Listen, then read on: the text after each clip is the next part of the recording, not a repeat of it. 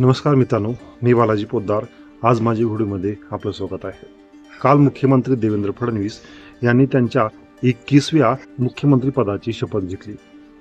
मित्रांनो, मुख्यमंत्री पदाची शपथ घेतल्याच्या नंतर औपचारिकरित्या त्यांनी पत्रकार परिषद देखील घेतली. पत्रकार परिषदेमध्ये ते बोलत असताना शाश्वत विकास, महाराष्ट्राचा विकास, राजकीय वातावरण व ज्या योजना चालू आहेत त्यावर त्यांनी भाष्य केलं. मित्रांनो, देवेंद्र फडणवीस म्हणाले की महाराष्ट्रामध्ये ज्या योजना चालू आहेत त्या योजना तशाच पुढे चालू ठेवण्यात येतील.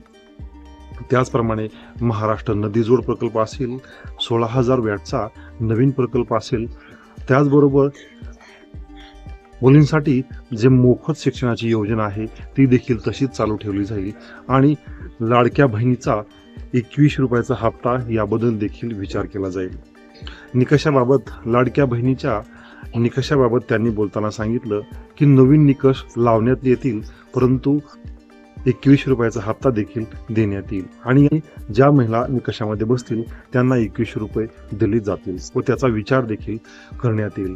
मित्रांनो, महाराष्ट्राच्या राजकीय वातावरण बोलताना त्यांनी सांगितलं की महाराष्ट्राचं राजकीय वातावरण हे खेळीमेळीचं असलं पाहिजे, एकमेकांना सपोर्टिव्ह असलं पाहिजे.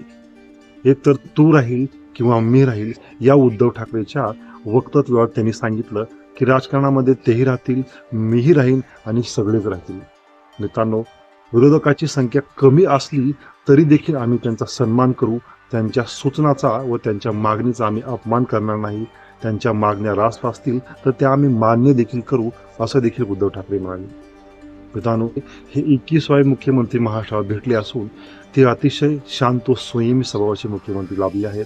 त्यांच्या पत्रकार परिषदेच्या पहिल्या पत्रकार परिषदेमध्ये बोलताना त्यांनी सर्व मुद्द्यांचा खुलासा केला व सर्व योजना व सर्व विरोधकांना सोबत घेऊ असं देखील त्यांनी सांगितलं.